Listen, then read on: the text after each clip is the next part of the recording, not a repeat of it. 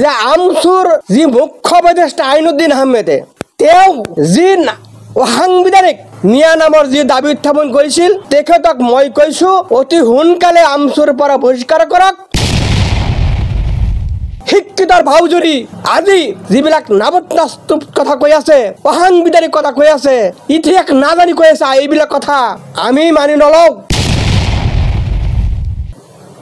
আমাৰ লগত সচেতন মহলে মানি নলয়।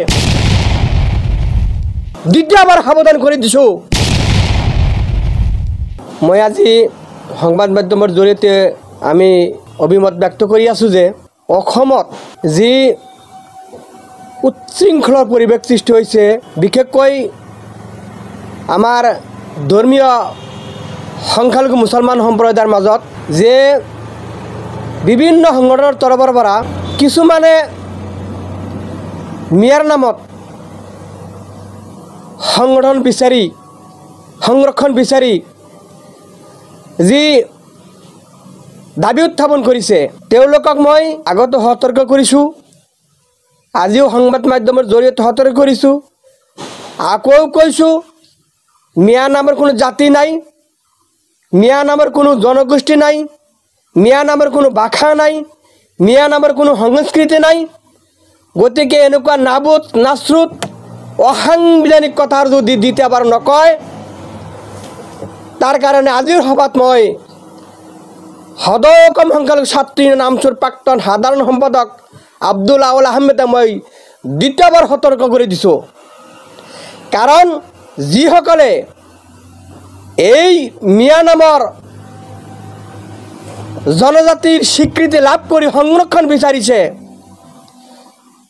তেওঁলোকক আমি ক'বলৈ বাধ্য হৈছোঁ, প্ৰকৃতপক্ষে তেওঁলোকে শিক্ষিত নহয়, জ্ঞানী নহয়, মানৱ সভ্যতাৰ যে ইতিহাস সেই ইতিহাস হাতেৰে লাৰি চোৱা নাই, ইতিহাস বিষয়ে একো নাজানে। গাধা অজ্ঞবিলাকে নাবুজ নাচুত কথা কৈ অসমৰ বাঙালী মুছলিম সম্প্ৰদায়ক বিপাতে পৰিচালিত কৰিব, এই কথাক আমি মানি নলওঁ।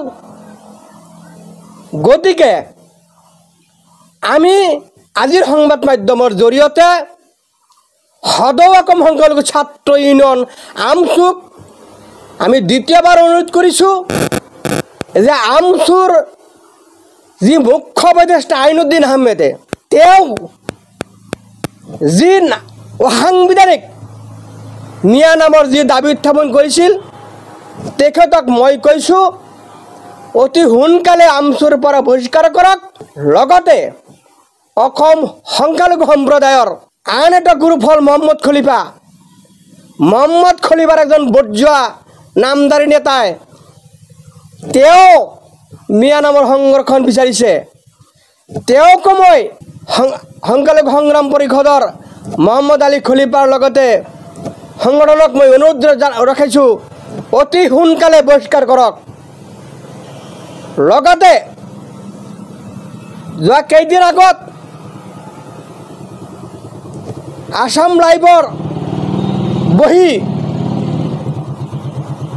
আৰু দুজন ব্যক্তি, এজন হ'ল মিয়া অসমীয়া পৰিষদৰ সভাপতি আব্দুল বাতিন চাহাব আৰু সংখ্যালঘু সম্প্ৰদায়ৰ এজন নেতা বুলি পৰিচয় দিয়া মুছাব্বিৰ আলী আহমেদ, এই দুজনে সংবাদ মাধ্যমৰ জৰিয়তে মিয়া নামৰ পৰিচয় হৈ সংৰক্ষণ বিচাৰিছে। ক'ত পাইছে এনেকুৱা কথা? ক'ৰ শিক্ষিত আপোনালোকে? কাৰ কাৰণে দাবী উত্থাপন কৰিছে? অসমত 1,12,00,000 বাঙালী মুছলমান আমি। এই মুছলমানক বিপদে পৰিচালিত কৰাৰ কাৰণে এনেকুৱা সাহস ক'ত পালে? বৰ্জুৱা নেতাহঁত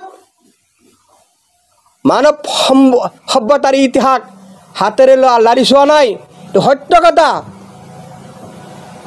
পদত্যাগ কৰক, আৰু অসমবাসী ৰাইজক আমি অনুৰোধ ৰাখিছোঁ, এওঁলোকে আপোনালোকে অসমৰ জনসাধাৰণে বিশেষ ব্যৱস্থা লৈ নেতৃত্বৰ পৰা যাতে আঁতৰি যাবলৈ বাধ্য হয় সেনেকুৱা পৰিৱেশ সৃষ্টি কৰক। কাৰণ শিক্ষিতৰ ভাওজুৰি আজি যিবিলাক নাস্তুপ কথা কৈ আছে, অসাংবিধানিক কথা কৈ আছে, ইতিহাস নাজানি কৈ আছে, এইবিলাক কথা আমি মানি নলওঁ। আমাৰ লগত সচেতন মহলে মানি নলয়। দ্বিতীয়বাৰ সাৱধান কৰি দিছোঁ, মিয়াৰ নামত যাতে কোনো সংগঠনে, আমি মিয়া নহয়, আমি প্ৰকৃতপক্ষে অসমৰ বঙালী সম্প্ৰদায়ৰ মানুহ। আমি এই দেশৰ ভূমিপুত্ৰ, আমি বহুত পুৰণীয়া খিলঞ্জীয়া আদিবাসী মানুহ। আৰু আমাৰ এই সম্প্ৰদায়ক, আমাৰ এই জনগোষ্ঠীক যিসকলে বাংলাদেশী, চৰুৱা, পমুৱা, ময়মনসিংহ, ঢাকিয়া আমি প্ৰবৰ্তন কৰি আহিছোঁ, দ্বিতীয়বাৰো নক'ব কিন্তু। কাৰণ ইতিহাস নাই। এইখন দেশ বঙালীৰ ভূমি, বঙালী হিন্দু মুছলমানৰ ভূমি। এই দেশত, আমাৰ দেশত আমাক বিদেশী বুলি ক'ব, আমি মানি নল'ম। সাৱধান কৰি দিছোঁ সংশ্লিষ্ট পক্ষক, দ্বিতীয়বাৰ যাতে আমাক বাংলাদেশী বিদেশী নকয়। অসম চৰকাৰে কিমানজন মানুহক বিদেশী বুলি বহিষ্কাৰ কৰিব পাৰিছে, এই কথাবিলাক উদ্ঘাটন কৰক, জানক। তাৰ পিছত আপোনালোকে ইতিহাস জানি ৰাজনীতি কৰিবলৈ আহিব বুলি আমি অনুৰোধ ৰাখিছোঁ। ধন্যবাদ। খবৰ মানে এনি লাইভ 24/7 আৰু এনি লাইভ ডিজিটেল। যিকোনো খবৰৰ বাবে যোগাযোগ কৰক 9387734920 আমাৰ এই নম্বৰত।